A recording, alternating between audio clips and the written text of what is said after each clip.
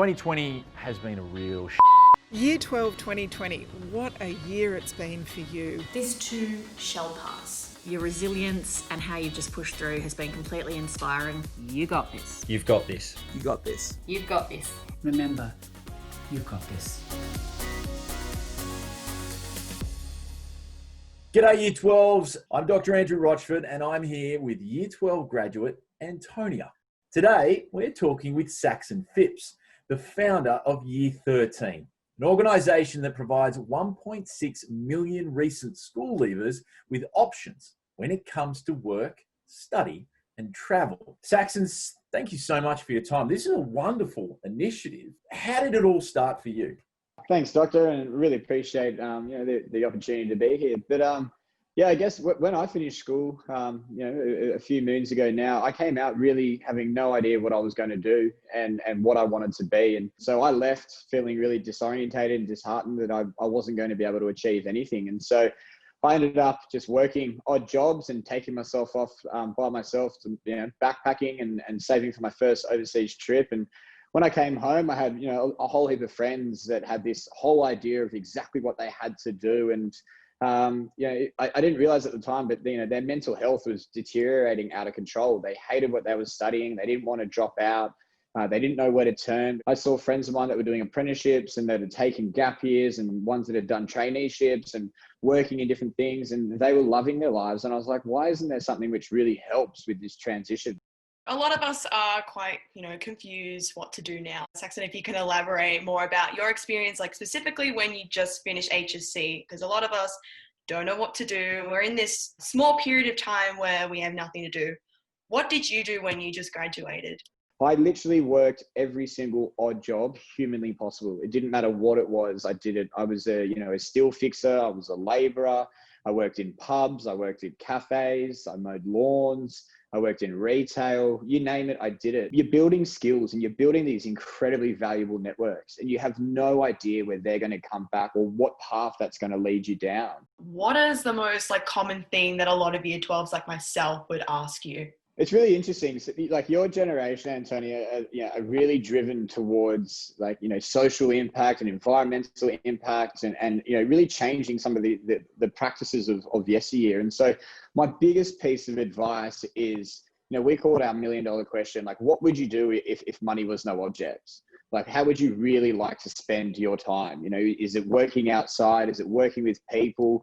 Is it creating something? And, being creative isn't exclusive to just being able to draw or paint or create music. You can be creative with words or with numbers. And so that's always the question that I go back to people with. If you forget everything else, if you could do one thing for the rest of your life, what would it be? And you use that as your precedence of working out what you want to do, because you have these intrinsic values and interests. And when you can actually use that as your foundations to move into, then, it breaks down a lot of those thoughts and kind of opinion structures we have as I really like working outdoors, but I'm going to go into a white collar job because that's what everyone else is doing. You don't want to do that. And you want to follow what you're inspired by. And that's always my biggest piece of advice. So apart from, uni and TAFE, I know a lot of my friends don't particularly want to do either of the two options. So what other options are there? There's a lot, and there's a lot going around the country. I'm really fortunate to be working with the federal government at the moment around a number of different initiatives with, like a harvest trail initiative, which is going off and working with along with a fruit picking kind of festival vibe trail in which you can do 6, 8, 10, 12-week stints. If you do 8 weeks of work, you can earn up to $7,000 over that period. You're traveling to remote parts of Australia with other young people to be able to gain experience, earn some cash, take on a bit of a gap year. One of a really popular gap year that we have domestically is jackarooing. So whilst the world may have changed and the rite of passage of finishing school may have changed this year, there's still so many opportunities, and they're really cool opportunities. Some of the research that we did, we found about 48% of young people want to be able to take up start a business or have had an idea of starting a business throughout their first 3 years of finishing school. So I was 20 when we started and my business partners were 19, and so we took that opportunity, and now is that time. And I think it's a really optimistic lens to have on it, that you can start now, and activity creates opportunity. Because of COVID, do you think that maybe more people are more inclined to not go to TAFE and uni and maybe try other things, or do you think it's more the latter? I think it presents an opportunity for both, really. Like, I know that a lot of universities are working on different programs and creating a number of different programs, especially looking at a lot of the interests of Gen Zs and this generation in terms of sustainability and environmental impact, and the role of what technology is playing in industry. TAFEs and apprenticeships and traineeships are an incredible opportunity, and this is something which I think is really misunderstood from a lot of young people. You can work in doing an apprenticeship, 4 years, you get a qualification,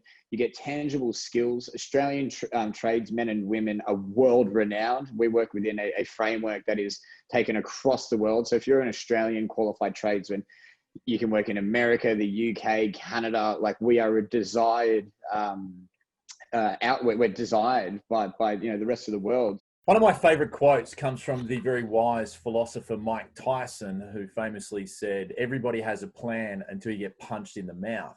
And I feel like we've all kind of got punched in the mouth this year, more so than anything, the year 12s. How do we create new plans? Creating out a post-school plan. There's clinical research which shows that you're 74% more likely to achieve a plan when you have it documented, and when you share it with either a friend or a mentor or a sibling or a parent. It's how you look at the current situation. If you want to say that it's been horrible and hard and it's unfair, then I encourage you to look at it from an optimistic lens, because this is unlike any opportunity that any previous generation had.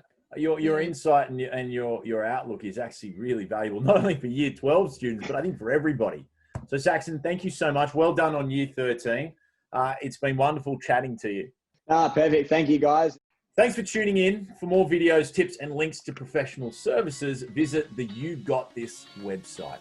Stay healthy, and remember, drinking alcohol won't relieve stress and anxiety. Look after yourself and look after your friends. This is a message that's been brought to you by Drinkwise.